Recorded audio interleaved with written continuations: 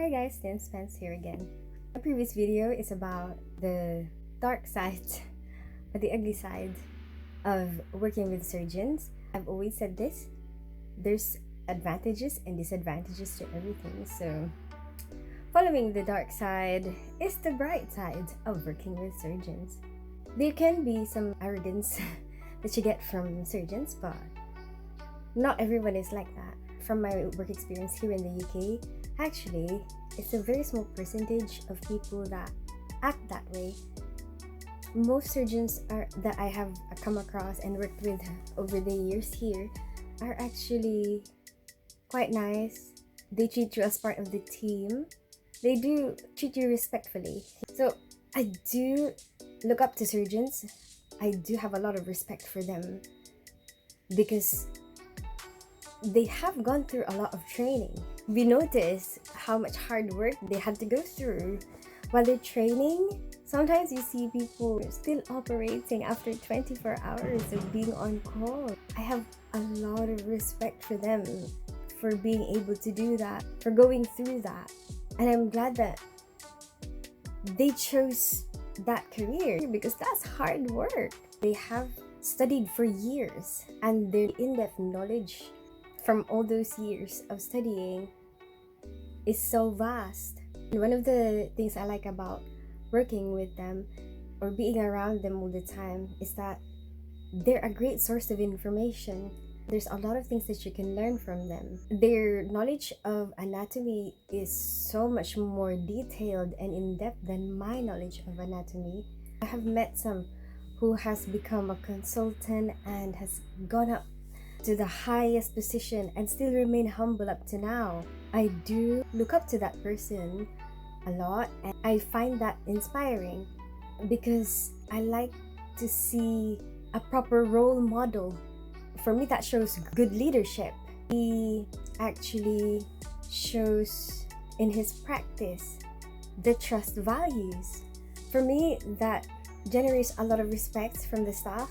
It motivates you to behave in a similar manner.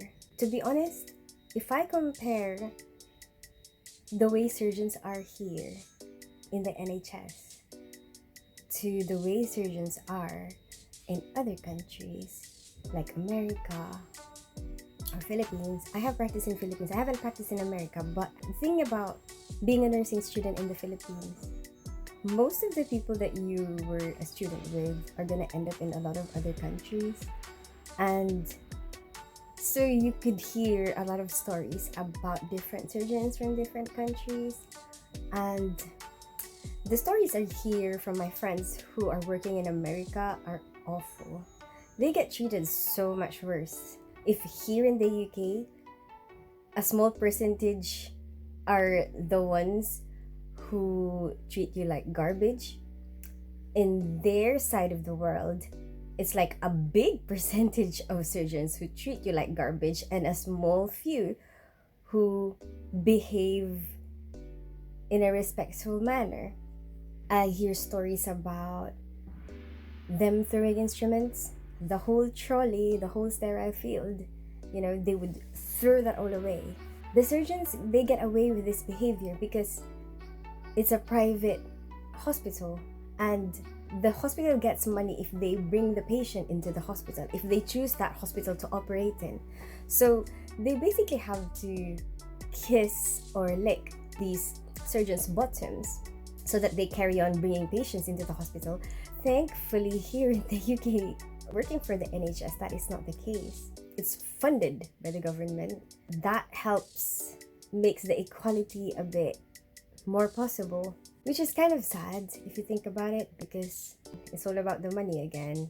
You have an excuse to behave like a toddler. Money is seen to have the power. How you treat people goes down the drain. And at least here, you hear stories about people getting sacked because of bullying and harassment. It seems like you can actually do something about it in comparison with America where it's like they can't do anything about it. So at least here where I'm working, I can feel kind of safe. That behavior won't be tolerated. It will exist because that's natural, but at least you can actually report it It's not like the hospital will lose any money if the surgeon didn't bring any patients. We're always gonna have patients because we're catering to the public. There's a lot of instances that I remember that I felt some admiration towards some of the surgeons. One time I've seen a surgeon mop the floor. Not a lot of surgeons will do that. Well, first of all, they don't really have time. They have a lot of other better things to do with their time, because obviously they can be really short-staffed as well, the surgeons, and obviously you have to manage your time in a way where you'll have to focus on the things that other people don't have the license to do, you know, because their scope of practice is so wide that a lot of the things that they are able to do, the rest of us can't do. They have to prioritize those tasks. I have seen some nurses, some band sixes, that cannot imagine themselves mopping the floor. I don't like that.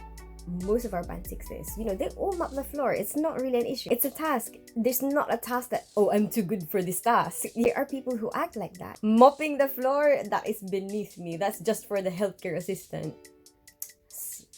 After seeing that and then seeing a surgeon doing that, you can't help but feel a bit of admiration for those surgeons who show you that no task is beneath them. There are times in the past, in the history of our practice, where, not for me necessarily, but something that I have read from case files before in the past, a lot of instances where surgeons will blame the scrub nurse if something goes wrong or if they make a mistake. I like it when the surgeons accept accountability when something goes wrong, and I have experienced that. That makes me want to help carry the burden. This particular surgeon is like, oh yes, it's my fault, oh I should have checked it, and for me it's like, oh, I should have checked it as well.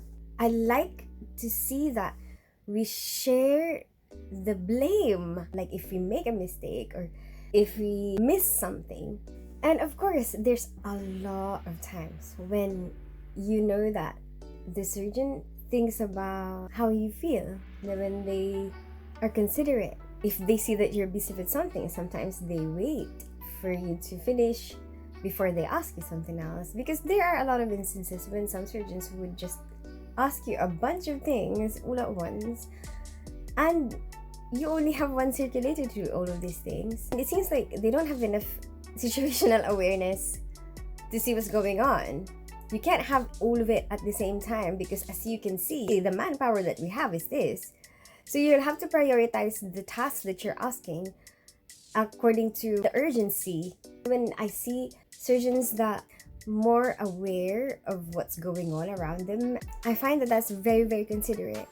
You can see that they don't want you to feel bad about something, and they try to make you feel better, or they try to not embarrass you. We had a bully at work when I first started in. He could hear her bullying me, and he actually interfered. He came up and said, why, what's going on?